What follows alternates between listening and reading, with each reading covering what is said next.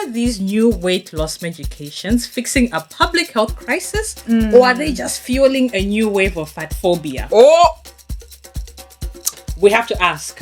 She's coming from. We come here to ask these questions. She is. That's what we do. I just want to know, how did we get here? Another patient said, my fourth pregnancy was twins, and I lost one of the babies, and the consultant put everything that went wrong down to my weight, even losing the baby. What? How do we go from body positivity to a kind of pressure just with better branding and a prescription label? These are all very good questions. Hello, Globies. Welcome to the World Health Investigation Podcast. My name is Jocelyn. I'm Edna. We are young global health professionals and your hosts for the World Health Investigation Podcast, also known as the WHI. We will be discussing all things global health, unpacking the most controversial health and social issues, as well as promoting new wave global health development and equity. Okay. Yes. So, Miss Adina. Yes, that's me. What's the tea? The tea in global health today.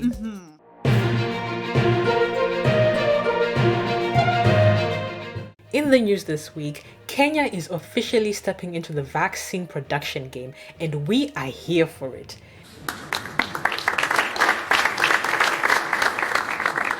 Here's why this matters.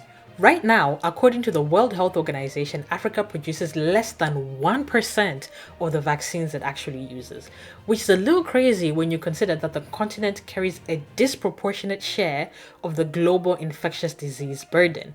And when global demand for vaccines rises, like during a pandemic, low-income countries end up waiting at the back of the line. During the COVID panoramic, we saw that some countries waited years while wealthier countries secured multiple rounds of supply. And Kenya just basically said, we are done waiting. Fine. I'll do it myself. The country has officially joined the WHO and Medicines Patent Pool mRNA Technology Transfer Program, which basically means Kenya is building the capacity to produce its own vaccines locally. So Kenya is now one of 6 African countries selected to receive full training from research and development all the way to large-scale vaccine manufacturing through the Kenya Biovax Institute with the support from the Kenya Medical Research Institute. mRNA, if you all remember, is the same technology that powered some of the COVID vaccines. And the really exciting bit is scientists can adapt the same technology for diseases like malaria, tuberculosis, and Rift Valley fever. So if there's a health emergency, the technology can quickly pivot. In other words, this isn't just about vaccine production.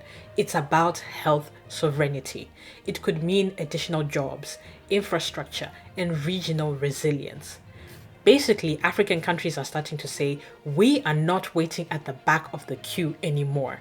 So this is all very exciting, and we can't wait to see what the future of vaccine manufacturing on the African continent looks like. We're definitely watching this space. Now, on to the juiciest part of the episode. This week, we're talking about obesity, fat phobia, and weight loss medications. Ooh. Yeah. Oh, this one's Yeah, let's get serious, Globies. serious. Because here's my thing. Everyone says we've been living in the body positivity era, right? Love your curves, all bodies are good bodies, that sort of thing. Yeah. But lately, it's starting to feel like, well, skinny's having a comeback. Yes, they said skinny legends come to the front, please. They are coming back to the front. Can all my big ladies come to the front? Skinny just go to the back. No, skinny just come back up here. Come back up here. Come on. Skinny come through. Two-stage come through. Yeah, like 1 minute, everyone's talking about self-love, intuitive eating. And then suddenly, Ozempic's on the red carpets, in pharmacies, and probably in the fridge of someone you know. Yeah, exactly. And it's wild because Ozempic and drugs like it, Mounjaro, Wegovy, all that are meant to treat diabetes and obesity, Yeah. which are serious medical conditions. But now they've sort of become this cultural flashpoint. Oof, there is a culture. Yeah, I think it is influenced by Yeah. culture. But yeah, I think people are treating them like miracle fixes or, depending on who you ask, moral failures. Like, if you take them, you're either finally doing something about your health or cheating. It feels like there's no in between. Honestly.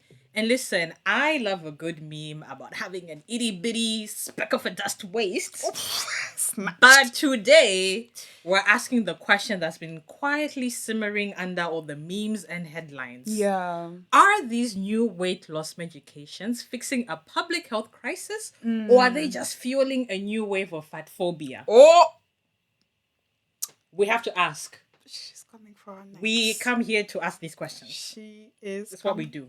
I just want to know, yeah, how did we get here? Mm-hmm. How do we go from body positivity to a kind of pressure just with better branding and a prescription label? These are all very good questions. Very good questions.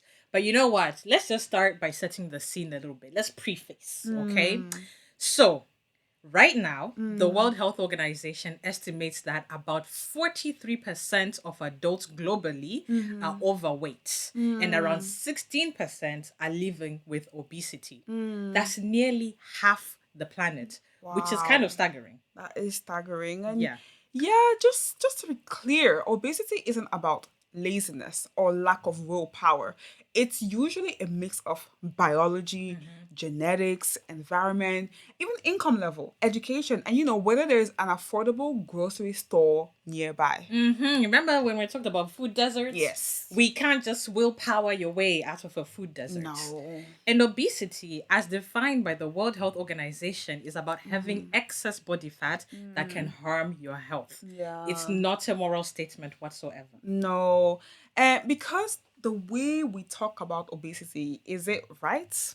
It's actually quite upsetting. For example, there was a study that was done to understand the experiences of people with obesity in healthcare settings. One patient said, I basically got a lecture every time I went in. They made judgments about what I ate, about how much I exercised. They never asked me. They just said things like, don't drink soda, which I don't, and don't eat candy bars, which I don't. Can you imagine? Why are you assuming that I'm drinking sodas all day? I said, did you even ask me a question? Do you know what I eat a day? You don't. Another patient said, my fourth pregnancy was twins, and I lost one of the babies, and the consultant put everything that went wrong down to my weight, even losing the baby. What? I'm sorry. I'm trying to keep my language. It's in like here. we can't even hide Can't the hide your facts. fat phobia. Yeah. Like, are you even trying? You're not You're not trying. even trying. As a matter of fact, you are targeting. You know? And imagine that's just in healthcare settings. I'm sure we all have personal experience of people commenting about our weight Yeah. or coming across people's comments about others' weight. Ah. Oh, you've gained weight. Oh, my now sister. you've lost too much. Oh, Can this you one is even win? personal. This one is And personal. now we've got these drugs that, for the first time, are actually changing the game in terms of what's possible for people with obesity. Yeah. So, like we said, Wegovy, Mounjaro, Yeah. they're based on GLP-1 hormones, which help regulate appetite and blood sugar. So essentially, they just work by making you feel less hungry or fuller. So they're technically pretty effective. Yeah. Right? So people can lose up to 15% or more of their body weight. But the thing is, we don't usually fully know what the long-term health effects are. And they're quite expensive, meaning there's already likely unequal access to these medications. So it's very weird because now we're looking at this like intersection of public health, culture, Yeah. and health economics. So let's dive deeper. Let's just get a little bit deeper into this. Because one of my first questions is around fat phobia. I was waiting to hear that word. Okay. So I'm just going to ask it. Did we actually ever stop being fat phobic? And did we just find a way to medicalize how we say it or how we disguise it? I think that's a great question. Like we keep saying we've moved past body shaming, but in practice, I don't know. People living in larger bodies still get blamed, judged, and pitied and sometimes all at once. Yes, exactly. It's the idea that if you're living with obesity, you must have done something wrong. Like it's a character flaw, not, a mix of biology, environment, and a society that makes ultra processed food cheaper than fresh fruit. Exactly. And the wild part is that we've actually normalized that judgment, I think. Like we've decided that being thin equals discipline, success, even moral goodness. Yeah. And being fat equals failure, laziness, and lack of control. Anyways, this has some colonial roots, but I don't want to go there. It feels that way. Yeah, and it doesn't just play out in the comment sections. There are studies showing that patients with obesity are less likely to get screened for cancer or even offered certain treatments. And it's not subtle either. Sometimes doctors straight up assume people just need to try harder. Which is wild because these are trained professionals at the end of the day. But even in healthcare, stigma is so baked in that people with obesity often get less support and sometimes even less empathy. Yeah. And now with drugs like Wegovy and Mounjaro, excuse if I'm not pronouncing it right, but I'm trying. There's this whole new layer. People who take them get judged too. They're either taking the easy way out or being told they're over medicalizing their body. It feels like a lose-lose situation. Yeah. If you don't lose weight, you're not trying. If you do lose weight with medication, you're cheating. There's no way to win. There's no way to win. And here's the other thing. Some researchers and medical groups thought calling obesity a chronic disease would reduce the stigma, right? Like reframing it as a biological need instead of moral. Yeah. So that was the argument that was put forward by the American Medical Association and others, that if people understood obesity as genetic or hormonal, maybe we'd finally stop blaming individuals. Right. But then others pushed back, saying, wait, if we call it a disease, aren't we just reinforcing the idea that certain bodies are inherently broken? Like, we might be swapping shame for pathologizing. That's a really good point. Right. So it feels like there's this tension. You know what I mean? Yeah. Do we want to destigmatize fatness or do we just want to medicalize it? And then on top of that, like we said, these medications aren't cheap. Nope. So we could easily end up with this kind of new class-based stigma happening too. Yeah. If you can afford the medication, then you face less weight stigma. But then if you can't afford the medication, you could face more blame and judgment, and people may just assume, you're not taking your health seriously. Oh. Because if the medication is there, why are you not taking it? Why are you not taking it? Again, no way to win. No way. Yeah, and that's the part that people don't talk about enough. For a lot of people, the barrier isn't just motivation. It's money or access or healthcare systems that don't even cover obesity treatment. Exactly. And then I also wonder if these drugs become more affordable or more mainstream, there could be this looming pressure to use them. Like if you are choosing to stay fat in a world that now offers a pharmaceutical fix, are you really serious here? Can you mind your business? Yeah. Anyways, so basically, whether you can afford the meds or not, the stigma finds you. It just changes outfits. The old stigma said, you're lazy for not losing weight. The new stigma might say, you're lazy for not being on the drug, or you're taking the easy way out if you're on the drug. Whichever way, it's all about judgment and not empathy. And so that's why I also wonder that maybe that's what our key problem actually is. We keep changing the tools we use to address weight-related problems, but not people's attitudes. For the people in the So back. clearly we have quite a complicated picture here, and I just wanted to take a little brief pause because I wanted to hear your thoughts on all this. And also in the comments, guys, weigh in with your thoughts. My first question, I think, is: do you think like all of these weight loss drugs will actually help, like address obesity as a public health problem? Oof, when you say it like that, it's making me think of when you just put a Band-Aid on a wound without putting any medication in. Exactly. Like, on one hand, you will see the physical loss of the weight, but we're not addressing the underlying body dysmorphia that goes on when people that consume these products. Right? And then there also like society's shame around it. I think that it's not going to stop overnight. It's not going to stop with just a drug. Yeah. That's what I think. Yeah, I think I pretty much agreed because from my point of view, it's almost like it's great we have this sort of like biomedical solution and option that's available. But like we're saying here, like obesity is tied to like fatness and fat phobia and the stigma around that. So it's not like a purely biomedical problem. There's a lot of other aspects to it. Yeah. So simply introducing a drug, like you're saying, isn't just gonna completely fix the the issue. And on top of that, we don't know what the long term effects will be. No. We're still needing to study all of that. Yeah. Yeah. Yeah. I know a few influencers that did it, and they just literally popped up on social media looking skinny, Yeah. like skinny, and like even, and I saw people in the comments being like, "Okay, I want to get mine done too. I Yeah. want to, I kind of see it. Is it a better alternative to BBL? I don't know. Woo! That's a whole other topic, but That's a whole other topic. Yeah. Yeah. And then my other thing is, what do you think this will look like outside of like Europe and the USA? Like, what does weight stigma look like, or what will be the impact of these medications? Because is it really the same everywhere in the world? no, it is not. No. Let me just say, yeah, in my country, Cameroon, being fat is actually a good thing in a lot of communities. Okay, and not just in Cameroon. I think it's a lot of other countries as well. Yeah. Where being fat is a symbol of what's it called? Like abundance Yeah. and being rich. Yeah. Like usually the wealthier people are because they're consuming more food, And I was reading around like the impacts of colonialism on how Please tell we us. perceive Tell us. fatness. What is this phobia with fat? Fat is actually good for you. Like some fat is good for you. Obviously, Yeah. let me choose my words wisely. Like some fat in your body is good for you.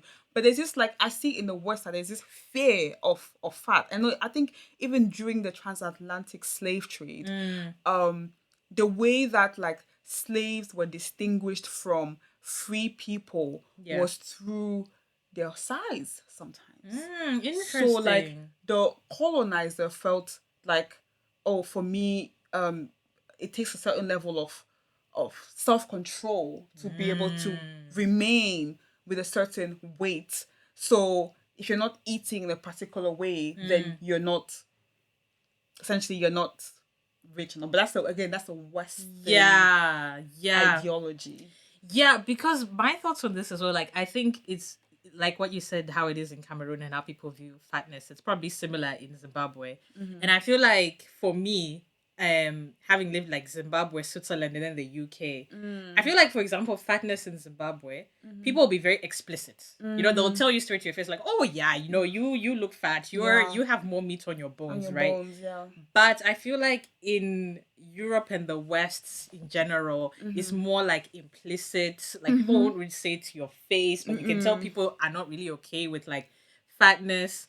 And then you're like, I feel like they're just way more systematic about it in terms of like the discrimination that comes with that. Yeah. Whereas back home, like you're saying, there's still this perception that like, oh, you must have abundance. So it's not always viewed in like such a completely negative way. Yeah, and we are aware that beauty standards vary from location to location, right? So let's not pretend like this is only about health. A lot of it is down to beauty standards and acceptability politics and just looking in a way that subscribes to Western beauty standards. And that, again, that stems back to how I think typically for example, I'm speaking as a Black African woman, the African woman's body typically is different to an average white woman's body. Yeah. So there's that aspect of it as well.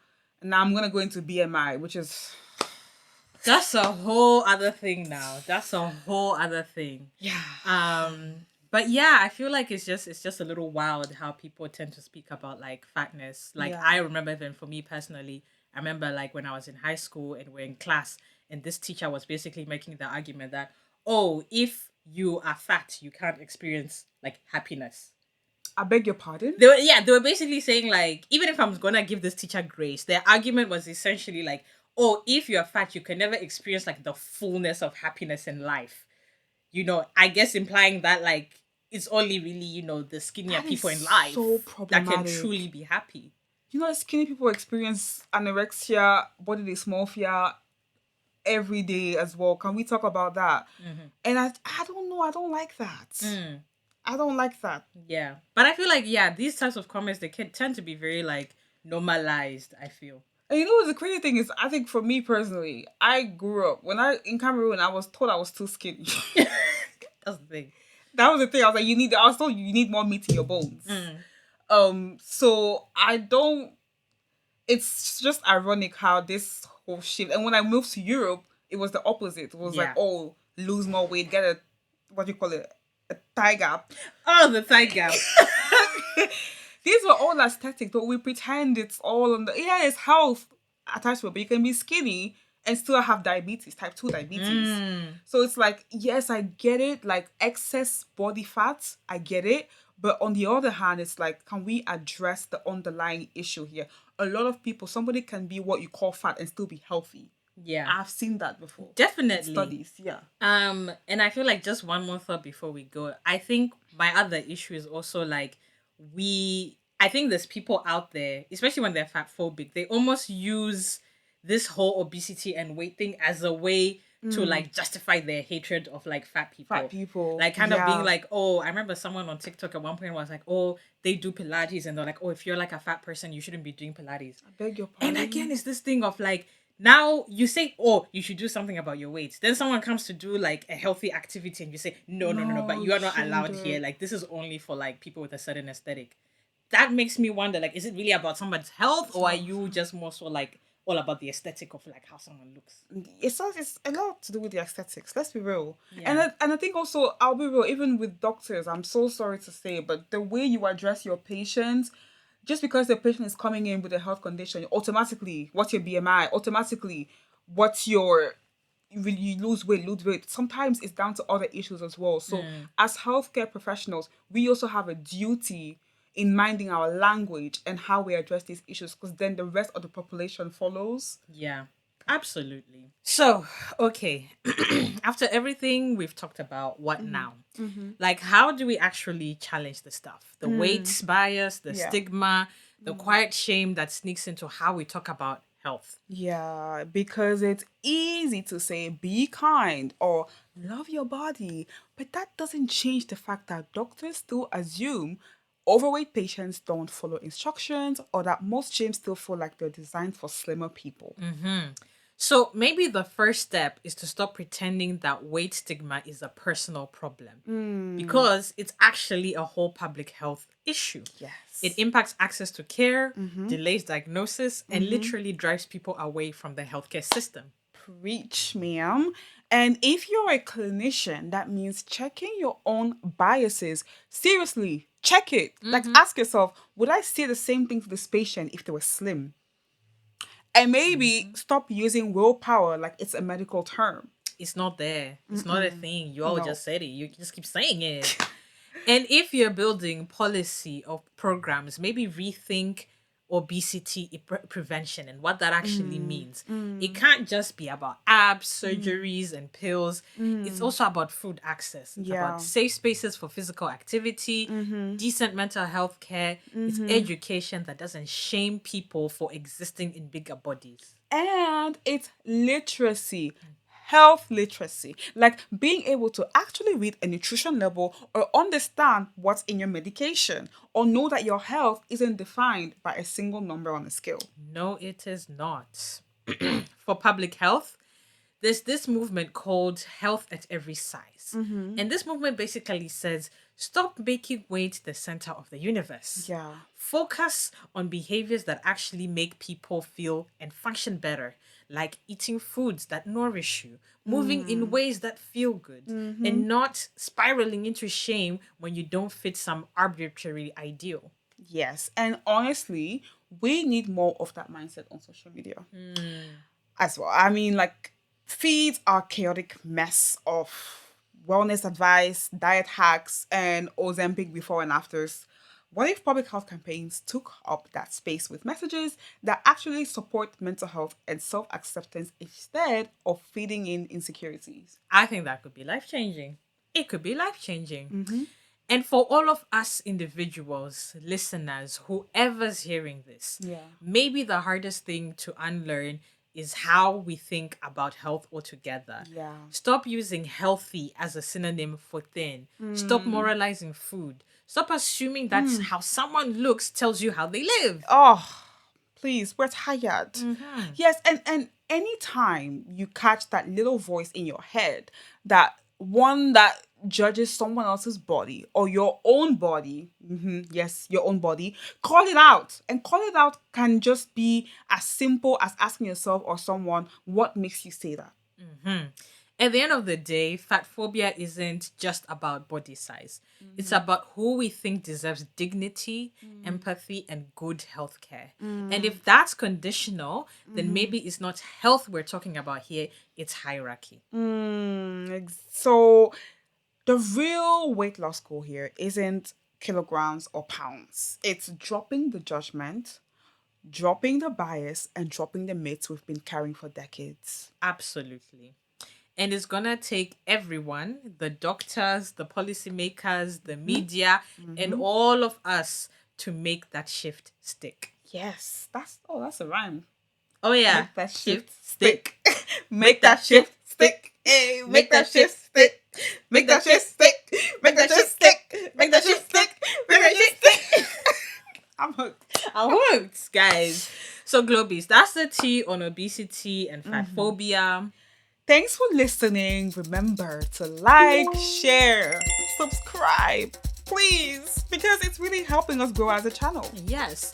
Tell your friends, tell your uncle, tell your auntie, tell your cousins. You can follow us on Instagram, Twitter, and TikTok at WHI_podcast. You can find us on LinkedIn, Facebook, and wherever you get your podcasts. And leave a comment below. What are your thoughts on weight loss medications? Would you ever take them? And do you think they will help address obesity? Yes, all very good questions. See you next time, Globies. Okay. Bye.